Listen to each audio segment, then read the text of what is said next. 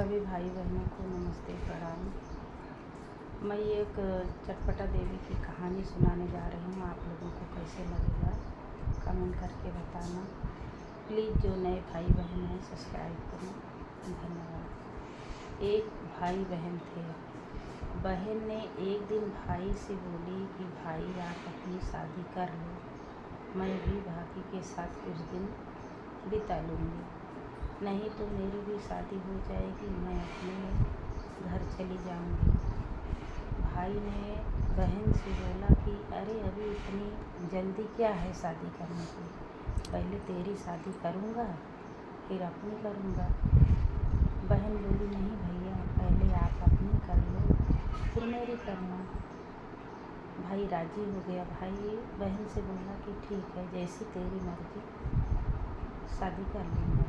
एक दिन लड़की वाले आए और भाई की शादी तय हो गई। शादी बड़े धूमधाम से बीत गई।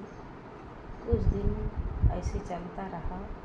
एक दिन भाभी ने अपने आदमी से, यानी बहन के भाई से बोली कि अब ननद की शादी कर दो, दिन भर घर में बैठी रहती हैं, कोई काम धाम की नहीं है।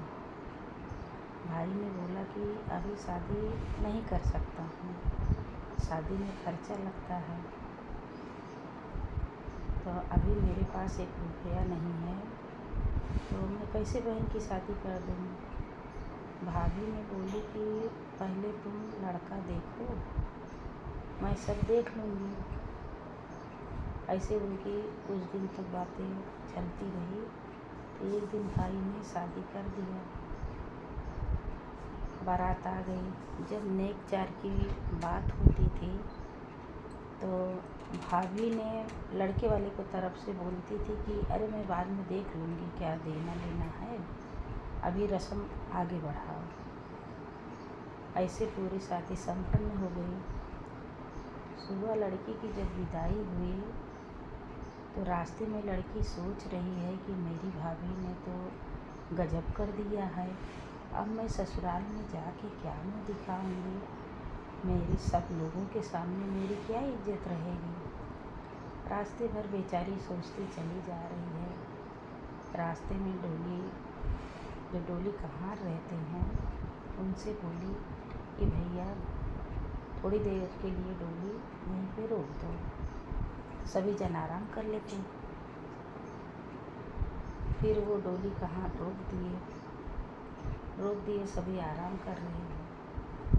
फिर वो लड़की कुछ दूरी खेत में चली गई और मन मन में बहुत सोच रही क्या करूं कैसा करूं। तो जो चुनरी थी उसकी चुनरी में वो क्या की, वही खेत की मिट्टी गोटा जो था भर ली और आके फिर डोली में बैठ गई।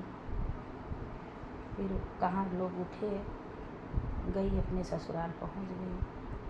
तब जब सास आती है दुल्हन उतारने के लिए, तो दुल्हन उतारती हैं तो उनका नेक चार रहता है दुल्हन उतारने का, यानी मायके की तरफ से कुछ गिफ्ट जाता है।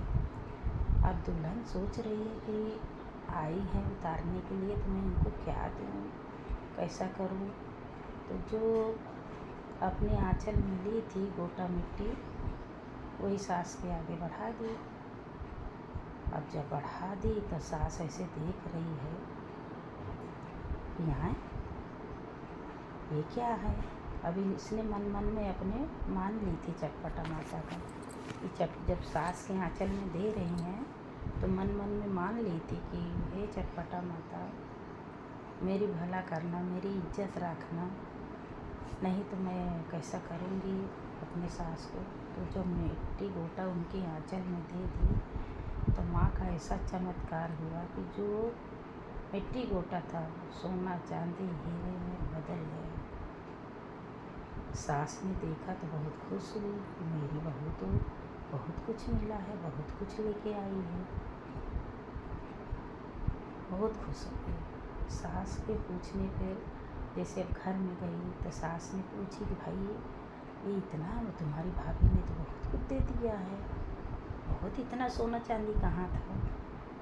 तब दुल्हन ने बता रही है कि मेरी भाभी ने नहीं दी है, ये सब चटपटा माँ का चमत्कार है, सब चटपटा माँ ने दी है। सास ने पूछी कि क्यों, कैसा? तब दुल्हन ने सास को बता रही हैं कि भाभी ने कुछ नहीं दी, अब मैं सारी रास्ता इसे सोचते चली आ रही हूँ कि मैं क्या करूँगी, कैसा करूँगी, मेरी इज्जत तो कुछ भी नहीं रहेगी, जब सास उतारने को आएगी तो क्या दूँगी। तो इसलिए रास्ते में मैंने डोली कहाँ रुकवा दी और वहाँ से गई एक खेत में, वहाँ से खड़ी रही, बहुत विचार की कैसा करूँ। तो वही चटपटा माँ उस उम्र के, मैं वही गोटा मिट्टी जो था वही उठा ली, अपने चुंदरी में ले ली, और जब आप हमको उतारने के लिए आई हैं तो आंचल फैलाई तो मैंने वही दे दी। अब ये चटपटा माँ का कमाल है कि ये क्या कैसा हुआ है।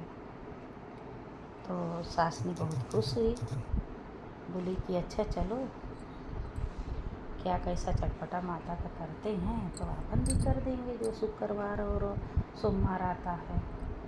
फिर आया शुक्रवार का दिन आया तो सास बहू ने मिल के पेड़े वगैरह बनाए और चटपटा माता को ये कर दिए इनका सब, और दोनों सास बहू अच्छे से खुशी रहते। तो हे चटपटा माता, जैसे इनकी सुनी हो वैसे सबकी सुनना। यही कहानी समाप्त होती है। धन्यवाद।